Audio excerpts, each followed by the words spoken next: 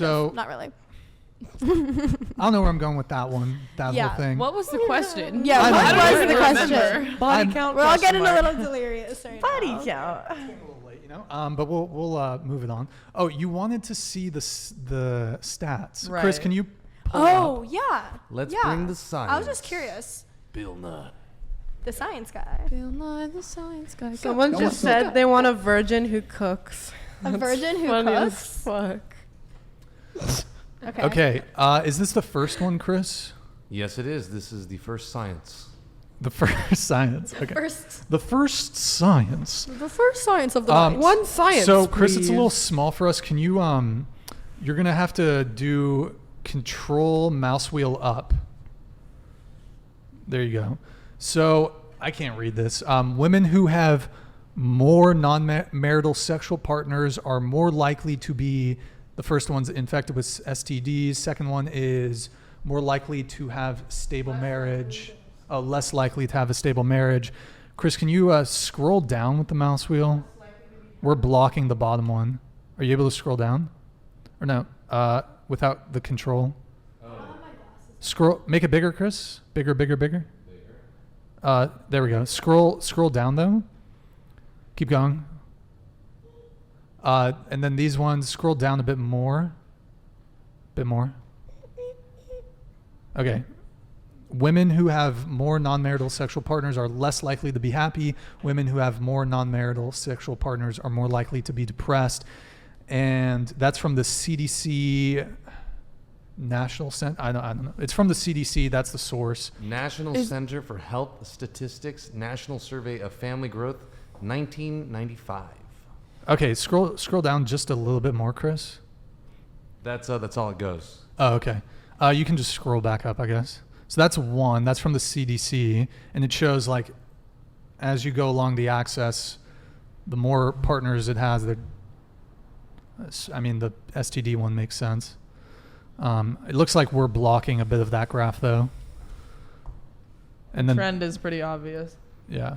Well, Wait. would you argue that's because of I believe it's dopamine, right? When you have sex, Yes. it increases your levels of dopamine. Yes. And so like, it's like if you smoke weed one time and then like it Come hits back, you Chris. really hard, right? And then, so like you have sex one time and you're like, wow, this is great. And then you keep doing it all the time. So then your levels of dopamine of normalcy have raised. So is that why people are therefore less likely to be happy or more depressed? It's because it's like what would normally bring you joy now is just like not as good as that one thing. I think it's kind of like doing like a small like little drug. You can think of it like that. People who have done it more, like scientifically speaking, can probably say that they want more. Like the more you do it, the more you crave it, the more experiences you've had, you're gonna be like, oh, I had a good experience like this. I want another good one. Like you're gonna keep searching for more. And that's just my take. Like it's gonna be like a reoccurring event. It's like kind of like rolling down a hill. Like you get momentum and you just keep going. Mm-hmm. Okay. Yeah. It is old information, that chart, though. I mean, it's probably actually more the case. I would say more the case today that stuff makes sense. But yeah, thank you for shouting out the years there, Chris. Okay, figure 2, the relationship between sexual history and marital satisfaction. Can you actually zoom it out just a bit? Yeah, we're zoom it back in. We'll just scroll down on it. Zoom it in. Yeah. Let me try doing this. No, it doesn't work. Sorry. It's really sad that it never goes above 75% satisfaction. Yeah. Even That's when the they're max. virgins. So you really can't win here, can ya? I mean, but There'll that's be some charts. Yeah. This is real entertainment. entertainment. Welcome to Real class, everyone. entertainment. that's right. Professor Brian and Professor his Brian, TAs. this was Professor his Brian. TAs. And his TAs, yeah. next chart, Chris. And then Oof. it's too small, Chris. You gotta make that bigger.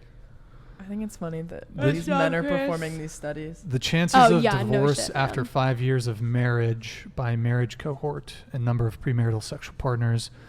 So this is the chance of divorce. Unfortunately, we're blocking the 0 partner thing. Is there a way you can just zoom it out again, Chris, so we can see Is there the any way you can get it together, Chris? a bit bigger? God. Come Just on, one, man. one bigger, Chris. Okay. So you can see a little better there. I'm going to have to readjust how big our little preview screen is there. But is there one more chart, Chris? Got one more chart? Okay, but why?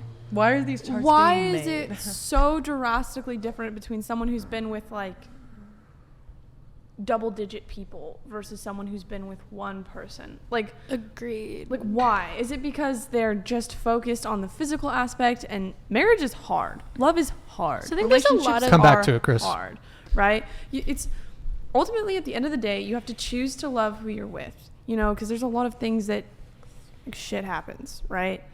And so is it like because the people who've been with a lot of people, they're just used to being like, oh, okay, this got complicated. I can't do that anymore, and they move on, or like what happens? Like, why do you guys? I'm confused. I think that there Well- shouldn't. Sorry. I mean, I think part of it is that if you've had a lot of sexual partners, you start disassociating and detaching intimacy from sex, and sex just becomes a handshake to you, and that's one of the ways in which a lot of people bond is sex. So Brian, you dap your girls up after sex? do I dap my girls up Yeah. after Yeah. sex? He doesn't have I those. do a fist bump. I'll do a fist bump. No G-lock?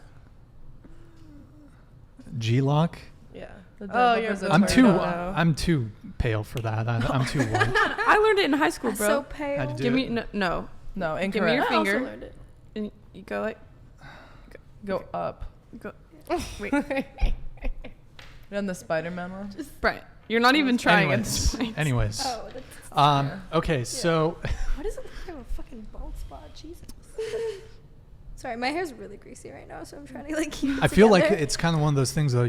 Now that you've mentioned it, You're gonna nobody see it. noticed. I didn't but now even. that- I still can't. Oh, I don't care whether you noticed or not. I'm just saying this is why I keep touching my head. Oh. It's great. It looks great. That hairstyle really suits you. I like it. Thank you, babe. You're welcome. Can we get a Now, I time know check? you're not a natural Yeah. beauty. Yeah, what's the time check? What? Time check? 9:20. We're gonna wrap up here pretty soon. Yeah. We're gonna wrap up. So I want to open it up to you guys. If you guys have a question that you want to post to me, you want to post to the panel. Wait, what was the SD question? Luke got a Rate question yourself. for you.